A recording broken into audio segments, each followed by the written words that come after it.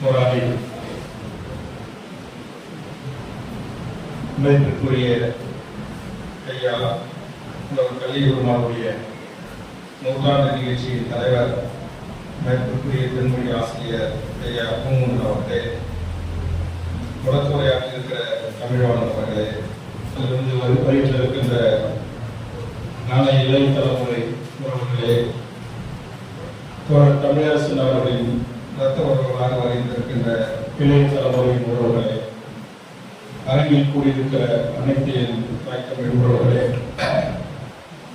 உங்கள் அனைவருக்கும் என்னுடைய வணக்கத்தை தெரிவித்து இங்கே வந்து அமர்ந்திருக்கிற இந்த கூட்டம், மேடையில் பேசியவர்கள் அனைவருமே புலவர்களை பற்றியும் தமிழரசன் அவர்களை பற்றியும் நன்கு தெரிந்தவர்கள், அவரோடு வாழ்ந்தவர்கள், அவருடைய புதுமொழி உறவுகள், அதுபோன்று அவர்களோடு இணைந்து பல்வேறு தமிழ் பணியாற்றிய பாவலர்கள் ஐயா அவருடைய குடும்பத்து உறவுகள், மகன்கள், மகன்கள் அமர்ந்திருக்கிற இந்த கூட்டம் முழுக்க முழுக்க இவர்கள் யார், இவர்கள் எதற்காக இயக்கம் கட்டினார்கள், எதற்காக ஆயுத போராட்டத்தை கையில் எடுத்தார்கள், எதற்காக தூக்கு கையில் வரை சென்று இந்த மக்களுக்காக களத்திருந்தார்கள், ஆயுள் சிறைவாசத்தை அனுபவித்தார்கள், குடும்பத்தில் இருந்த பெண்கள் காவல்துறை சித்திரவதைகளையும் அடக்குமுறைகளையும் ஒடுக்குமுறைகளையும் எதிர்கொண்டார்கள் என்பதை தமிழரசன் அவர்களையும் ஐயா அவர்களையும் தெரிந்த உங்கள் அனைவருக்கும் அதே செய்தியை நான் திரும்ப கூற விரும்பவில்லை. நேரத்தின் அருமகளில் உங்கள் உரிமையை சோதிக்க விரும்பவில்லை. நான் தமிழ் தேசிய களத்தில், தமிழ் தேசிய செயல்பாட்டில் பங்காற்றிய தோழர்களுக்கு என் சிறு வயது முதல் ஒரு பங்கேற்பாளராகவும் ஒரு ஆதரவாளராகவும் பணியாற்றக்கூடியவராகத்தான் என் வாழ்நாளை நான் அமைத்துக் கொண்டேன். குறிப்பாக பாவலரையாவுடைய இந்த தமிழ் களத்திற்கு நான் வருகின்ற போதெல்லாம் எங்கள் 90களில் 93, 96களில் எங்களுடைய ஞாபகம் பல சென்னை, குறிப்பாக திருவொற்றியூர், பல முகங்களை இங்கே நான் காண்கிறேன். வடிவங்காலில் தொடங்கி நம்முடைய வல்லகுமாரிலிருந்து, தமிழோசையிலிருந்து, தேவமணியிலிருந்து பல்வேறு சாரிலிருந்து அவர்களுக்கு வணக்கமான நெருக்கம். நான் 1989களில் எனது கடலூர் மாவட்டத்திலிருந்து புலம்பெயர்ந்து சென்னைக்கு வருகிறது. 90களில் திருவொற்றியூரிலே நான் தங்கி இங்க ஐயா குணத்தொகையின் அவர்கள் குறிப்பிட்டது போல் பாவலர் ஐயா குடும்பத்திற்கும் வடசென்னையில் குறிப்பாக முற்போக்கு இயக்கங்களாக அமைப்புகளாக செயலாற்றிய நண்பர்களோடு சேர்ந்து பல்வேறு தருணங்களில் அவர்கள் கலந்துரையாடுகின்ற உரையாடுகின்ற வாய்ப்புகளை பெற்றவன். அந்த அன்பின் அடையாளமாக இன்று வரையில் இந்த தமிழ்களத்தில் எந்த ஒரு நிகழ்வாக இருந்தாலும் பொழியன் அவர்களும் அவருடைய குடும்பத்தார்களும் என்னை அழைக்கிறார்கள். நானும் வாய்ப்பு இருக்கும் போதெல்லாம் தவறாமல் கலந்து கொள்கிறேன். என்னை பொறுத்தவரையில் இந்த தமிழ்நாடு விடுதலைக்கும் தமிழ் தேசிய அரசியலுக்காக தன் வாழ்நாளை அர்ப்பணித்துக் கொண்டு பல்வேறு தியாகங்கள் செய்த அந்த போராளிகள், புலவரையாருடைய வழித்தோன்றல்கள், தமிழரசனுடைய வழித்தோன்றல்கள் இந்த மண்ணில் இன்னும் இருந்து கொண்டிருக்கிறார்கள். அவர்கள் மிகப்பெரிய துன்பத்தை, துயரத்தை, வழக்கை, காவல்துறை அடக்குமுறையை, ஒடுக்குமுறையை, அரசு பயங்கரவாதத்தை எதிர்கொள்கின்ற போது அவர்களுக்கு ஒரு ஆதரவு ஆளாக, அவர்களின் வழக்குகளில் விடுவிப்பதற்கான சில முயற்சிகளை மேற்கொள்வனாக என்னை நான் அமைத்துக் கொண்டு பணியாற்றிக் கொண்டு இன்றளவும் வருகிறேன். இங்கே குலத்தொகையாளர்கள் சொன்னது போல் அந்த 80களின் கடைசி பகுதியிலும் 90களின் தொடக்கத்திலும் சங்கர்சு போராளர்களோடும், கலைஞனி அவர்களோடும், மயிலாடுதுறை ராமதாஸ் வழக்கறிஞரோடும், நீதியரசர்களாக இருந்து ஓய்வு பெற்ற சந்திரு மற்றும் ஹரிபரந்தாமன் போன்றவர்கள், டிவிசி 10 வருஷம் ஐயா போன்றவர்கள், இவர்களை எல்லாம் நான் மிக இளம் வயதில் எஸ் டி ராஜதுரை அவர்களை சந்திக்கிற வாய்ப்புகள் எல்லாம் இளம் வயதிலே எனக்கு கிடைத்தது. பள்ளி பருவத்தில் பள்ளி மாணவனாக இருக்கின்ற போது அது எப்படி என்று சொன்னால், இந்த தமிழ்நாடு விடுதலைப்படை அங்கு 80களின் பிற்பகுதிகளில் 90களின் பிற்பகுதி வரை மிகப்பெரிய வீரியமாக கடலூர், அரியலூர் மாவட்டங்களிலே பல்வேறு முன்னெடுப்புகளை அங்கு எடுத்து அந்த காவல்துறை சித்திரவதைக்கு ஆளாகின்ற அந்த குடும்பத்தார்களை அழைத்துக் கொண்டு ஏபிஎஸ் கார்பஸ் மனுவை தாக்கல் செய்வது, அவர்களை பிடியில் எடுப்பது அல்லது அவர்கள் சிறையில் இருப்பவர்களை சென்று வழக்கறிஞரோடு சென்று பார்ப்பது, அல்லது சென்னையிலிருந்து அப்பெல்லாம் அந்த மகேந்திர வேன், ஸ்டாண்டர்ட் வேன், நம்முடைய சங்கசுப்பு போன்ற மூத்த வழக்கறிஞர்களை குழுவாக 30 பேர் கொண்ட வழக்கறிஞர் குழுக்களை அழைத்துக் கொண்டு எங்கெங்கெல்லாம் தமிழ்நாடு விடுதலைப்படைக்கு ஆதரவாளராகவும் படையில் பணியாற்றவர்களையும் விசாரணையின்றி சிறை கூட்டணியில் அடைத்து வைத்து சித்திரவதை செய்து கொண்டிருக்கிற நாட்கணக்கில் அவர்களை குறித்து விவரங்களை நேரடியாக காவல் நிலையத்துக்கு சென்று கேட்பது போன்ற அந்த பணிகளை செய்தவர்களாகவும் பிற்காலங்களில் சில நேரடி தாக்குதலுக்கு உதவிகரமாகவும் அவர்களுக்கு வழிகாட்டியாகவும் தோழனாகவும் நான் இருந்தேன். ஆனால் இன்னைக்கு அந்நியரசு அவர்கள் குறிப்பிட்டது போல் இங்கு உண்மையான தமிழ் தேசிய விடுதலைக்காகவும் தமிழ்நாடு விடுதலைக்கும் போராடியவர்கள் தான் உண்மையான தமிழ் தேசியவாதிகள். அவர்கள்தான் போற்றுதலுக்குரியவர்கள், பாராட்டுக்குரியவர்கள், தியாகத்தை செய்தவர்கள். அவர்கள் மட்டும் செய்யவில்லை, புலவருடைய குடும்பம், அவருடைய ரத்த உறவுகள், மகன், மகள், பெயர்த்தி எல்லாரும் ஏதோ ஒரு விதத்தில் இந்த மண்ணையும் இந்த மக்களையும் நேசித்த காரணத்திற்காக பாதிப்புக்குள்ளாகி இருக்கிறார்கள்.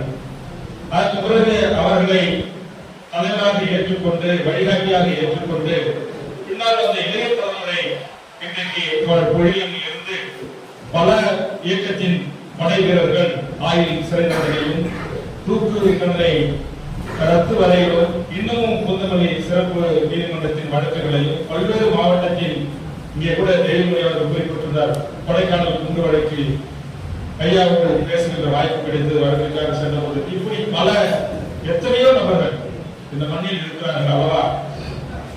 அவர்களை பாதுகாப்பது, அவர்களை அரவணைப்பது, அவர்களுக்கான சின்ன சின்ன உதவிகளை செய்வது, இதைத்தான் நான் செய்து கொண்டிருக்கிறேன். நிறைய பேர் கேட்டாங்க, நீங்க எல்லாம் தமிழ் தேசிய அரசியலாம் பேசிட்டு தமிழ்நாடு விடுதலைப்படையெல்லாம் தொடர்பு வச்சுட்டு நீங்க போய் ஓட்டரசியில கலந்துட்டீங்க அப்படின்னாங்க. இந்த ஓட்டரசியில நம்ம போய் கலந்ததால உயிர்ப்புடன் இந்த போராளிகளுக்கு ஏற்படுகின்ற பாதிப்புகளில் இருந்து அந்த குடும்பங்களும் அவருடைய மீளா துயரங்களும் காவல் சித்திரவதை மரணங்களிலும் அவர்களுக்கு ஆதரவான ஒரு குரல் அதிகார வர்க்கத்தை நோக்கி கேட்பதற்காகத்தான் ஒவ்வொரு நாளும் அதிகார வர்க்கத்தை நோக்கி கேள்வி எழுப்புவதற்காகத்தான் இருக்கிறது. நேற்று என்னுடைய வழக்கறிஞர்கள் வழக்காடு மொழி தமிழுக்காக உண்ணாவிரதம் வந்தபோது இந்த நாட்டில் சட்டமன்றத்தில் இயற்றப்பட்ட சட்டம் இயற்றி தீர்மானம் இயற்றி ஒன்றிய அரசுக்கு அனுமதிக்க அனுப்பித்திருக்கிறது. அந்த சட்டமன்றம் இயற்றிய தீர்மானத்தின் கோரிக்கையை வலியுறுத்தி வழக்கறிஞர் பெருமக்களும் அறிவித்திருக்கிற தலைவர்களும் பேசுவதற்கான ஒளிபரப்பு அனுமதி இல்லை. நான் போய் கோபப்பட்டு மாநில வழக்கறிஞரை கேட்டேன். காவல்துறை தடுத்து விட்டார்கள் என்று சொன்னார்கள். உடனடியாக கோபமாக நாட்டுடைய காவல்துறை தலைவர்களுக்கும் உளவுத்துறை தலைவர்களுக்கும் தொடர்பு கொண்டு இது கலைஞர் அவர்கள் 2006 இயற்றிய தீர்மானத்திற்கு விரோதமாக அல்லவா, தமிழ் வழக்காடு மொழி வேண்டும் என்ற அரசின் கொள்கை முடிவை கோரிக்கையாக வைத்து ஒன்றிய அரசை வலியுறுத்தி போராடுகின்ற வழக்கறிஞர் குடும்பங்களுக்கு ஒளிபரப்பு அனுமதி நீங்கள் தர மறுப்பது எந்த விதத்தில் நியாயம்? நாளை நான் செய்வேன், ஒளிபரப்பியை பயன்படுத்துவேன் என்று சொன்னேன். இல்ல இல்ல நீங்க பயன்படுத்தி சொல்லுங்க, நான் கூட்டு சொல்றேன் அப்படின்னா சார்ந்தது இருந்து விட்டார். என்னுடைய திருமலை அங்கீகரி தொலைபேசியிலே தொடர்பு கொண்டு உள்ள போய் உலக பார்க்க அனுமதிக்க மாட்டேங்கிறாங்க. எடுத்து வந்தது சிக்கல் 4 மணி ஆச்சு, உடல் கூறாய் செய்ய மாட்டேன்னு சொல்றாங்க. அந்த எஃப்எம்னு சொல்லுவாங்கல்ல, உடற்கூரை பதப்படுத்த இது செய்ய முடியாதுங்கிறாங்க. அப்படியே போய் அந்த ஒரு 50 பேர் மத்தியிலேயே உடனடியாக சம்பந்தப்பட்ட சுகாதாரத்துறை அமைச்சரை முதலமைச்சருடைய செயலகத்தை தொடர்பு கொண்டு அந்த துணிந்து உயிரோடு தான் அனுப்பி வைக்கல, அந்த உடலாட்சி பத்திரப்படுத்தி பாதுகாப்பாக நாகாம அவங்க அந்த காலம் 33 ஆண்டு காலமா காத்திருந்த தாயின் கரங்களில் ஒப்படைப்பதற்காக வாய்ப்பை தமிழக அரசு ஏற்படுத்த வேண்டாம். மிகப்பெரிய வரலாற்று பிழையை தவறை நீங்கள் செய்கிறீர்கள். இந்த சுட்டி காட்டுகிற இந்த உயரதிகாரிகளை தட்டி கேட்கிற சுட்டி காட்டுற ஒரு கேள்வி எழுப்புகிற இடத்திற்குத்தான் இந்த எம்எல்ஏ இந்த உறுப்பிலா பயன்படும் சட்டமன்ற உறுப்பினர். எந்த செய்திகளை நான் சொல்ல முடியும். நான் 30 ஆண்டுகளுக்கு முந்தைய 90ல இருந்து திருவொற்றியில வந்து போகிற நண்பர்களை எல்லாம் சந்திக்கிறோம். அதே வரல. அதே தொடர்போடு 3 முறை சட்டமன்ற உறுப்பினராக இருந்தும் ஒரு கட்சியினுடைய பொதுச் செயலாளராக இருந்து பணியாற்றியும் அரசு பொருளாளராக இருந்து பணியாற்றியும் இன்றைக்கு தனியாக ஒரு கட்சியை தொடங்கி திரும்பவும் சட்டப்பேரவை உறுப்பினராகவும் அரசுடைய உரிமை குழு தலைவராக அரசு பதவி வகிக்கின்ற போது கூட என் நிலை மாறாமல் என் தமிழ் தேசிய போராளிகளை நான் நேசிக்கிறேன். எனக்கு இந்த ஏற்றம் இறக்கத்தோட அப்படி இப்படிதான் எனக்கு பேச தெரியாது. நான் ஒரு யதார்த்தமான காப்பை செம்மன் பூமியிலிருந்து பிறந்து போராளிகளோடு வாழ்ந்து தமிழ்நாடு விடுதலைப்படை தோழர்களுடன் தமிழீழ விடுதலை புலிகள் என்னுடைய கிராமத்தில் தங்கி அங்கே பயிற்சி எடுத்துக் கொண்டு சில ஆயுத நகர்வுகளை எங்கள் கடலூர் கடற்பகுதியிலிருந்தே நடத்திய காலகட்டங்களிலிருந்து அவர்களோடு பழகியதால் எனக்கு இந்த பாசாங்கு கூடுதலாக சொல்வது பற்றி சொல்வது அதெல்லாம் எனக்கு தெரியாது. வேறு நான் கொஞ்ச நாளைக்கு முன்னாடி நான் பேசுற செய்தி எல்லாம் இங்க கூட இப்ப சாட்சிகள் நிறைய பேர் இருக்கிறாங்க. நாங்க 95 96 காயகட்ட பேர்ல இருந்து நாங்க அவங்க ஸ்டூடியோ அவங்க ஒரு கேஸ்ட் கடை வச்சுதான் நினைக்கிறேன். தோழர்கள் வேந்தனுடைய கேஸ்ட் கடையில ராஜகடையில சந்திக்கிறது, அதே மாதிரி எல்லாரும் அறையில் உட்காந்து நாங்க பேசுறது, திருவள்ளூர் நற்பணி பண்றோம். அப்பயே நீங்க நினைப்பீங்களா ஒரு 16 வயசுல நானே ஒரு நிறுவனரா ஒரு இயக்கத்தை கட்டமைச்சேன். அது தமிழக மக்கள் விழிப்புணர்வு இயக்கம். தியாகி பாவலையா இறைக்குறவரார் அபியார் பல சுவரி போன்றவர்கள் வடசெல்லை அழைத்து வந்து நாங்கள் எல்லாரும் கூட்டாக சேர்ந்து முற்போக்கில் கூட்டங்களை நடத்துகிறாங்க. அங்கே சிறு வயதில் இருந்த அந்த தாக்கம் என்னை தொடர்ந்து செயல்பட வைத்தது.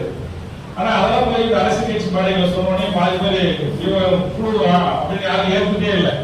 அப்புறம் தமிழ்நாடு படை இருந்த தோழர்கள் தான் நான் 15-16 வயதில் மீசெல்லாம் முளைக்காம ஒரு சின்ன பையனா ஒரு உரை பெண்ணெடுப்பிலும் ஆண்டிமடத்திலும் 2 கூட்டங்களில் ஆற்றிய உரையை ஒரு பகுதியை எடுத்து 93 ஆற்றிய உரை என்று நினைக்கிறது. அதை எடுத்துக்கொண்டு அன்று தமிழ்நாடு விடுதலைப்படை ஆதரவாளன் இன்றைய தமிழக வாழ்வுரிமை கட்சி வேல்முருகன் என்று அந்த வீடியோ அது ஏதாவது ஒரு புனி அதை தமிழ்நாடு எடுத்துக்கொண்ட பிறகுதான் அப்ப வேல்முருகன் சொல்றது ஏதோ உண்மை இருக்கு அப்படின்னு பல பேர்.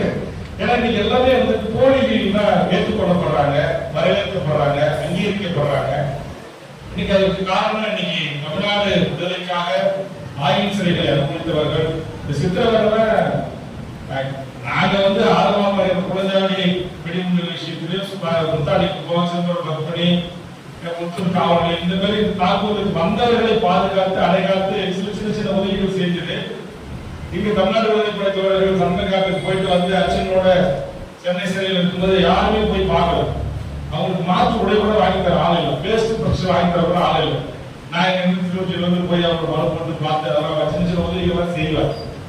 அப்ப இதெல்லாம் இப்படிப்பட்ட எத்தனையோ எது அந்த சித்திரவதைன்னா ஐயா பத்தியை பத்தி பேச குடும்பத்தை பத்தி எல்லாம் நம்ம நினைச்சே பார்க்க முடியாது. ஏன்னா நாங்க ஆதரவாளராக இருந்து என் ஊரில் இருந்து தமிழ்நாடு விடுதலை தம்பிமாருக்கு போனாங்க. குளஞ்சாவடி அப்புறம் எங்க பகுதியில் பக்கத்தில் இருக்க ஆலப்பக்கம் கழுதப்பட்டு ஆலப்பக்கம் முருகேசன் ஜான்பீட்டு கல்லூர் கரார் நிறைய நண்பர்கள் அவங்களுக்குலாம் தெரிவிக்க விசாரணைன்ற பெயர்ல சம்பந்தமே இல்லாத யாரோ என்னைக்கோ உணர்த்தி சைக்கிள் பீரியட்ல போய் விட்டு வந்திருப்பாங்க. அவங்க எல்லாம் பிடிச்சி காவல்துறை கொண்டு போய் தலைகளை கட்டி ஐஸ் கிட்ல வச்சு அடிக்கிற அடி பிரிக்கிற பிடி சும்மா கூட போனவங்களுக்கு வழிகாட்டினவங்களுக்கு அந்த பணியை உருவாக்கி ஆயுத போராட்டத்தை நடத்திய புலவருடைய குடும்பமும் அவருடைய உறவுகளும் தமிழரசனும் அவருடைய உறவுகளும் நண்பர்களும் எவ்வளவு பெரிய தாக்குதலுக்கும் காவல்துறை அடக்குமுறைக்கும் ஒடுக்குமுறைகளுக்கும் முகம் கொடுத்து இன்றளவும் அந்த குடும்பம் இது போன்ற வேலைகளிலே அமர்கிறார்கள் என்று சொன்னால் அவர்கள் உண்மையிலேயே லட்சியவாதிகளாக புலிக்கு பிரச்சாரமாக வாழ்கிறார்கள். அதற்குதான் இன்னைக்கு நமக்கே முடியல.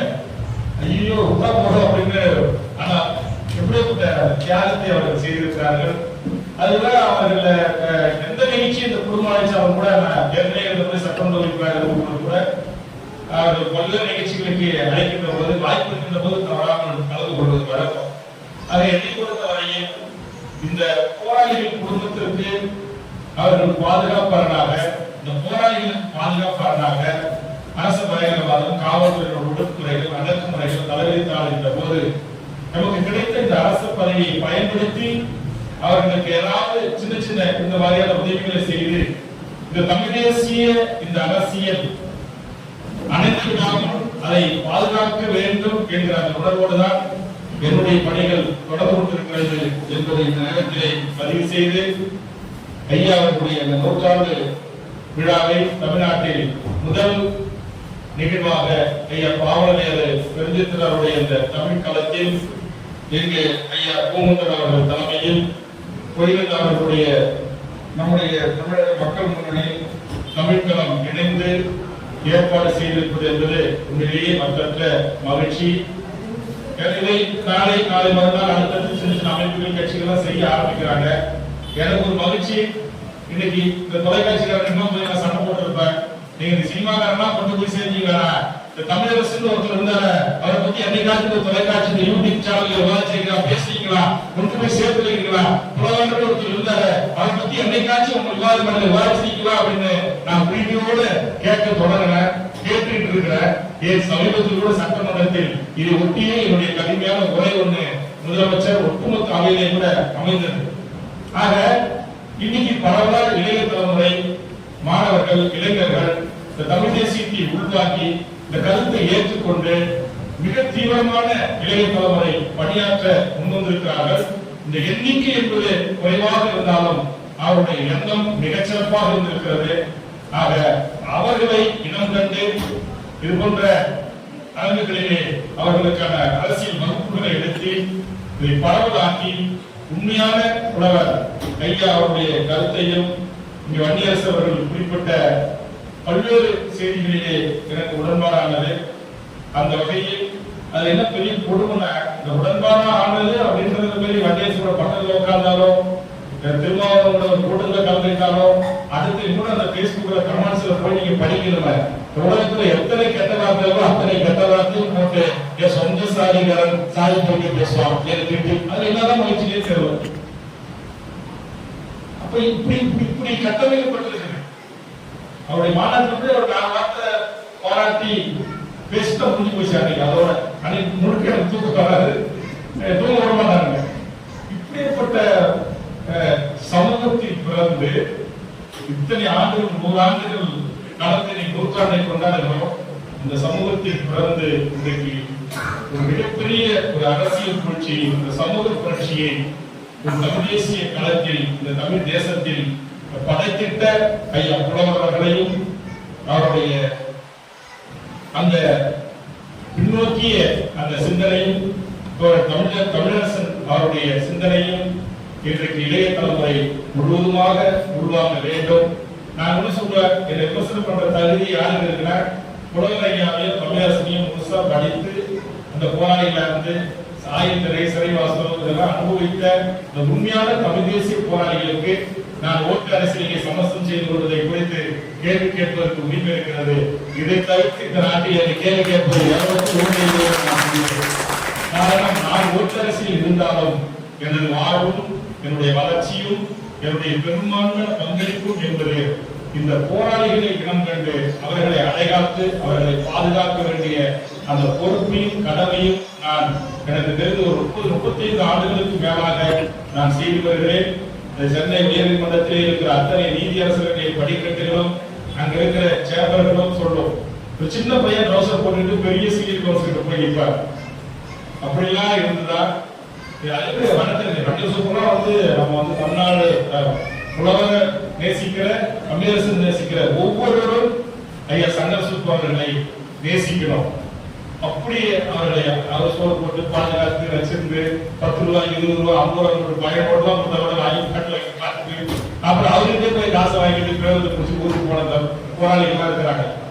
ஆனா அப்படிப்பட்ட அந்த மிகப்பெரிய லட்சிய வெறுப்பை மிகப்பெரிய போராளியை இன்றைக்கு தமிழகம், ஈழத் தமிழர்கள், உலகத் தமிழர்கள் அனைவருமே இன்னைக்கு ஏற்றுக்கொண்டிருக்கிறார்கள். இன்னைக்கு கூட ஜூன் மாதத்திலே அமெரிக்காவில் இருக்கிற பெட்ரால் தமிழ்ச்சங்கம் கைதிருக்கிறார்கள். அங்கிருந்து முக்கியமானவர்கள் பேசினார்கள். அவர்கள் புலவர் ஐயாவை பற்றியும் தமிழரசனை பற்றியும் மிக தெளிவாக பேசுகிறார்கள். அதெல்லாம் கிராஸ் பண்ணிட்டு தான் இருக்கும் தமிழ்ச்சங்கம். அங்க ஏதோ ஒரு மாணவர்கள் தமிழ் தேசிய தமிழ் நம்ம கோர்ட்டுக்கு வந்திருக்கான்னு நினைக்கிறேன். அவர் புலிகளையும் தமிழ்நாடு விடுதலைப்படையும் பற்றி அவ்வளவு தெளிவாக தெரிந்து அவர்கள் அங்கே நாங்கள் விவாதித்தோட அப்படின்னு எனக்கு சொல்றாங்க. அந்த அளவுக்கு இன்னைக்கு தோழர் ஐயா கலியூர் மூலம் தோழர் தமிழரசனும் தமிழ்நாடு விடுதலைப்படையும் பாவன ஐயாவும் இன்னைக்கு பாருங்க, இன்னைக்கு புலவர் ஐயா ஐயா பாவாளருக்கு ஒரு மணிமண்டபம் சிலை அமைக்கணும் அப்படின்னு வந்து என்கிட்ட சொன்னாங்க. நான் சட்டமன்றத்தில் முதலமைச்சருடைய கவனத்தை எடுத்து பேசி அனுமதி வாங்கி 3 கோடி ரூபாய் அறிவிப்பு சென்னையில் அமைக்க போனாங்க. அவங்க இதர வழிகளையும் அதற்கான முயற்சிகள், போராட்டங்கள், கையெழுத்துக்கள், வேலைகள் நடத்தினாங்க. முதலமைச்சர் அறிவிச்சிட்டாரு. ஆனா அதிகார வர்க்கம் அவர் கொண்டு போய் ஒரு சாதிய வட்டத்துக்குள்ள நிறுத்தி அவர் எந்த சமூகத்துல பிறந்தாரோ அந்த சமூகத்தில் இருக்கிற ஊர்ல அந்த சமூகம் சொல்ற இடத்துல தான் அந்த 3 கோடி மணிமண்டபம் திருவுருவச்சில வைக்கணும், சென்னையில் வைக்கக்கூடாது தடுத்தான். இன்னைக்கு அவருடைய மகன் ஐயா அவருடைய மகன் நடக்கவே முடியல. 93 வயதை கடந்த அவர் 2 அலுவலுடைய உதவியோட பள்ளியில் ஏறி பத்திரிகையாளர் சந்திக்கிறாரு. பாவன ஒயினாய் தேவனை பாவலர் ஐயாவுடைய மகன் பத்திரிகையாளரை சந்திக்கிறார். தமிழ் உரிமை கூட்டமைப்பு ஏற்பாடு செய்து அழைப்பு கொடுக்குது. 3 பத்திரிகையாளர், ஒன்னு சத்தியம், ஒன்னு நியூஸ் 7, இன்னொன்னு தமிழ் நியூஸ். 3 பத்திரிகை நண்பர்கள் 2 மணி நேரம் காத்திருக்கிறோம். எப்படி இருக்கு பாருங்க. சொன்னாங்க எண்ணிக்கை சில நூறுகளாக இருக்குது, இங்க ஐயாவுக்கு ஆயிரக்கணக்கான மக்கள் மத்தியில் எடுக்கணும் அப்படின்னு. கண்டிப்பா நாங்கள் அதற்கான சிறு சிறு விதையத்தான் நாங்கள் அங்கொன்று தூக்கி கொண்டு வருகிறோம். ஏன்னா தொடரும் போது நாங்க அதிகமா சில செய்திகளை பட்டவர்த்தனமாக பயிற்சியை நாங்கள் கொண்டு போய் சேர்த்தோம்னா எங்களுக்கும் என்ன புத்தகங்களும் உங்களுக்கு தெரியும். அதனால இப்போதுதான் நாங்கள் அங்கொன்றுக்கு கொண்டுமாக தமிழ்நாடு முழுவதும் விதைகளை தூக்கி வருகிறோம். கண்டிப்பாக தமிழ் தேசிய போராளிகளின் அந்த லட்சிய கனவுகளும் அவர்கள் தமிழ் மீதும் தமிழ்நாட்டின் மீதும் தமிழ்நாட்டு உரிமையின் மீதும் அவர் கொண்ட அந்த பற்றுறுதி நிச்சயமாக மிகப்பெரிய அளவுகளில் மிகப்பெரிய மாநாடுகளில் இன்றைக்கு நம்முடைய தமிழ்நாட்டிலும் நம்முடைய கோயிலையும் திருச்சியில் ஒரு மாநாட்டை நடத்தினார்கள். அந்த ஐயாவுடைய படம், தமிழரசனுடைய படம் கட் அவுட். நான் என்னுடைய வீட்டில் என்னுடைய முந்திரி காட்டுல ஒரு சின்னதாக ஒரு கூடிய வீடு ஒன்று கட்டியிருக்கிறேன். அந்த புலவருடைய படமும் தமிழரசனுடைய படமும் ஐயா பிரபாகரனுடைய படத்தையும் சிற்பிகள் கிராமத்தில் சொல்லுவாங்கல்ல, கை தேர்ந்த அந்த கதவுகளை செதுக்கிற அந்த சிற்பிகளை கொண்டு வந்து எங்க பண்ருட்டி பகுதியில் இருக்கிற திருவதி கோயில்களுக்கு சிலை செய்யக்கூடிய சிற்பிகளை கொண்டு வந்து நான் துணிந்து என்னுடைய இல்லத்தின் அத்தனை கதவுகளையும் தமிழ் போராளிகளுடைய நம்ம மற்ற கேட்பாங்கல்ல, ஐயா தமிழரசனா யாரு தாத்தா இருக்கிறாரு. அப்ப அனைத்து நாளைக்கு பெரிய அதிகாரிகள், ஆட்சியாளர்கள், அமைச்சர் மக்களை சந்திக்க வருகின்ற போது அதுமாதிரி என்னுடைய வீடு கூட மாதிரி திரிமணியில் தான். வீட்டுல திரிமணி படமும் தலைவர் படமும் வச்சிருக்கேன். அரசியல்வாதின்னு சொன்னா வேலையில் ஒன்று பேசுறது, செயலில் ஒன்று இருக்கும், அப்படிலாம் இல்லை. என்னுடைய வாழ்க்கை என்பது அப்படி இருக்கிறது. அதனாலதான் பாவலர் குடும்பம் எந்த நிகழ்வாக இருந்தாலும் என்னை அன்போடு அரவணைத்துக் கொள்ளும். அந்த வகையில் இன்றைக்கு இந்த குடும்பம், தமிழ் குடும்பம், தியாக குடும்பம், இன்றைக்கு மிகப்பெரிய ஒரு தியாக குடும்பத்தை அழைத்து அவருடைய உறவுகளை, ரத்த சம்பந்தமான உறவுகளையும் இளைய தலைமுறையும் அழைத்து ஐயாவர்களுக்கான இந்த நூற்றாண்டு நிகழ்வு நடத்தியதற்காக தமிழ் களத்திற்கும் தமிழக மக்கள் முன்னணிக்கும் நான் புலவருடைய அந்த மண்ணில் பிறந்தவர் எனக்கு பெருமை.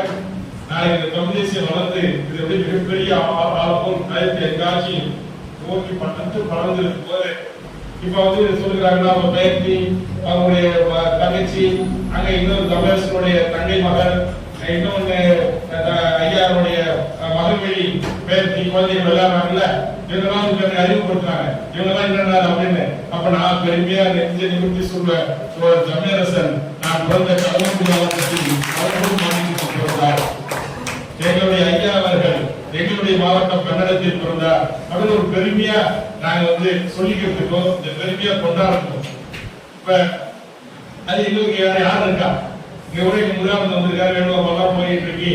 தமிழ்நாடு முழுவதும் மந்திரிகளுக்கு, சுதந்திர போராட்ட வீர தளபதிகளுக்கு, மாமனிகளுக்கு சிலை வைப்பதற்கு கையெழுத்து தொடர்ந்தாங்க. அப்ப அந்த மாதிரி தென் மாவட்டங்களில் சில விடுதலை போராட்ட வீரர்களை சொல்லுகிறார். நாளை அடுத்த தலைமுறை எங்கள் மண்ணில் வாழ்ந்த இந்த தமிழ் தேசிய போராளிகளை நாங்கள் எங்களின் தமிழினத்திற்கான அடையாளமாக பெருமையோடு எங்கள் வரலாற்று பக்கங்களில் பதிவு செய்வதற்கான ஒரு நல்வாய்ப்பை அந்த செம்மன் பூமியில் பிறந்த நானும் மற்ற மகிழ்ச்சி அடைகிறேன். இங்கு கூடியிருக்கிற தமிழ் தேசிய உறவுகளின் இந்த ஆசை, இந்த எண்ணம் இது போன்ற தமிழ்களம் போன்ற அரங்குகளில் இருந்து நாளை இது அரசு கோட்டை கொத்தளத்திலும் புலவர் கலியபெருமாள் தோழர் தமிழரசன் தமிழ்நாடு என்கிற தனிநாடு கேட்ட கோரிக்கை இந்த முழக்கங்கள் எல்லாம் சட்டமன்ற பதிவேடுகளிலும் நாளை பதிவு செய்யப்படும் நாளாக மாறும். அதற்கான தமிழ்நாட்டு அரசியல் சூழல் தான் சமீப காலத்தில் உருவாகி கொண்டிருக்கிறது. அறிவினர்களுடைய வன்னியவர்கள் சொல்லியதில் ஏதோ அரசியல் ரீதியாக சில முரண்பாடுகள் கருத்துக்கள் இருந்தாலும் கூட இந்த தமிழ் தேசிய அரசியல் இந்த மண்ணில் வளர்வது அது எனக்கு மாறுபட்ட கருத்து இருக்கு. போலி தமிழ் தேசியமா உண்மையான தமிழ் தேசியமா இல்ல RSS பரிவார கும்பல்களின் பொருளான தமிழ் தேசியமா என்றெல்லாம் சில வினாக்கள் நம்முள் இருக்கு. அதையெல்லாம் போக போக நாம் பேசி அதையெல்லாம் தலையெடுத்துக் கொள்ளலாம். ஏதோ ஒரு விதத்தில் தமிழ் தேசிய அரசியல் தமிழரசனுடைய வீரம் செறிந்த விடுதலை போராட்டம் புலவர் கலியபெருமாள் அவருடைய அந்த வீரம் செறிந்த முன்னெடுப்பு இது எல்லாம் என் இளைய தலைமுறைக்கும் தமிழ்நாட்டு மக்களுக்கும் உலக தமிழினத்திற்கும் எடுத்துச் செல்வதற்கான ஒரு வாய்ப்பு.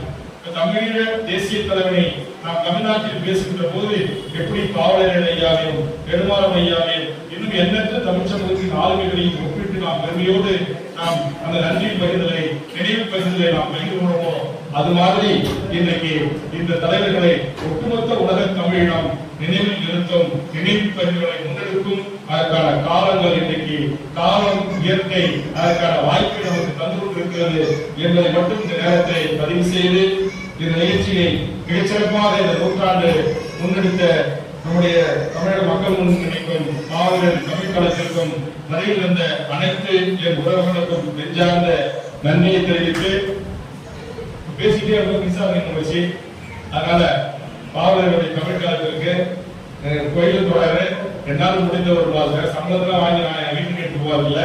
எல்லாமே மக்கள் படிக்கிறதா அர்ப்பணிக்கிறேன். அந்த வகையில் மாதம் 1,05,000 ரூபாய் எனக்கு சம்பளம் கிடைக்கிறது.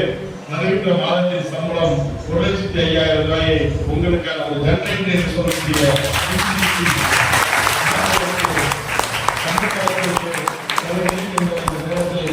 அடுத்த முறையாக நாம் ஊர் நிகழ்வு நடக்கின்ற போது மின்சாரம் தடை இல்லாமல் இருக்கட்டும் என்ற தகவலுக்காக எப்படி பாருங்க எவ்வளவு பெரிய குடும்பம் எவ்வளவு பெரிய தமிழுக்கு அவங்க அந்த குடும்பத்தினுடைய சின்ன குழந்தைகள் இருந்து பேரம் பேத்தி உறவுகள் அத்தனை பேர் ஒரு தமிழ் குடும்பம்.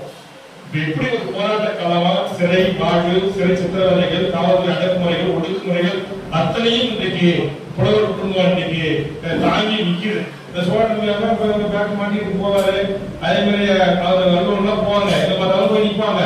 அப்புறம் நானே கூட எனக்கே கூட கோபம் வரும். எப்படி பெரிய ஒரு போராளியோட மகன் சும்மா போய் கண்டதுல அங்கே நிற்கிறாரு எதுக்கு அவங்க போய் நிற்கிறாரு ஒரு கோபம் வரும் எனக்கு. ஆனா என்ன செய்யுது?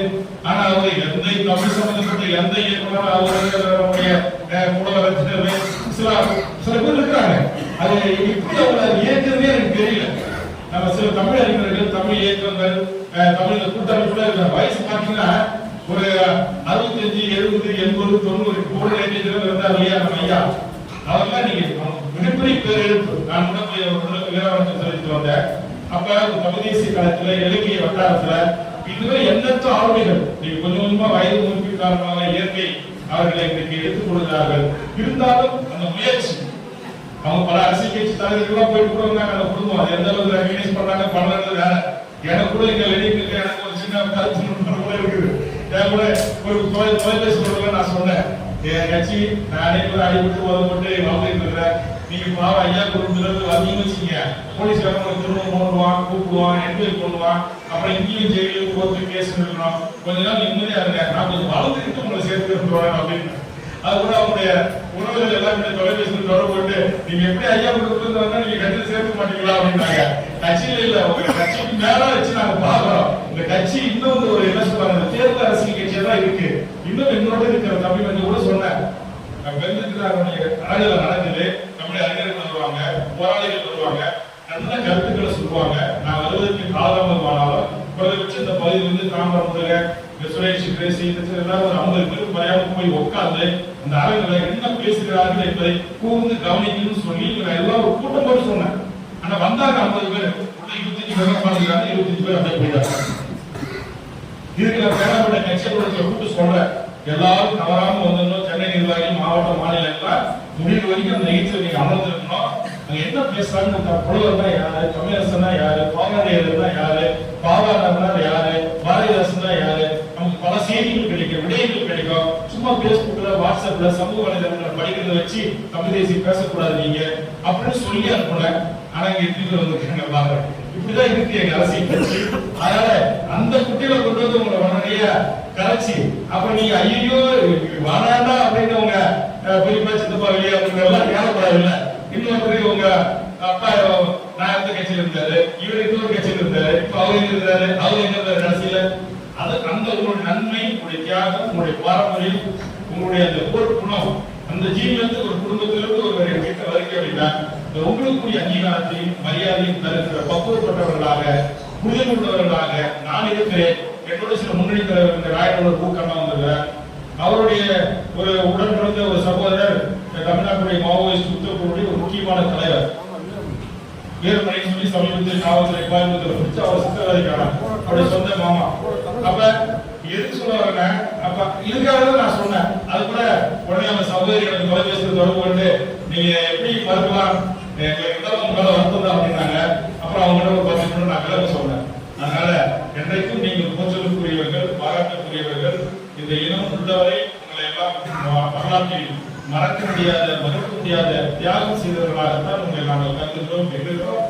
அந்த வகையில் தான் நான் எல்லா புட்டிந்த பங்களிப்பையும் சிறு உதவிகளையும் இந்த தமிழ் தேசிய அரசியலை முன்னெடுக்கக்கூடிய போராட்டங்களும் போராளிகள் வந்து சந்திக்கின்ற போது தொடர்ச்சியாக அயற்சி இல்லாமல் என்னுடைய பங்களிப்பை நான் செய்து வருகிறேன் என்ற நேரத்தில் தெரிவித்துக் கொண்டு மீண்டும் ஒருமுறை பாவலர் ஐயாவின் தமிழ் களத்திற்கு என் நெஞ்சார்ந்த நன்றியை தெரிவித்து 5 நிமிஷம் முடிக்கலாங்க, 1/2 மணி நேரம் ஆகி போச்சு நினைக்கிறேன். இவ்வளவு நேரம் பொறுமை காத்து அமர்ந்தமைக்காக நன்றியும் முடித்துக் கொள்கிறேன். நன்றி.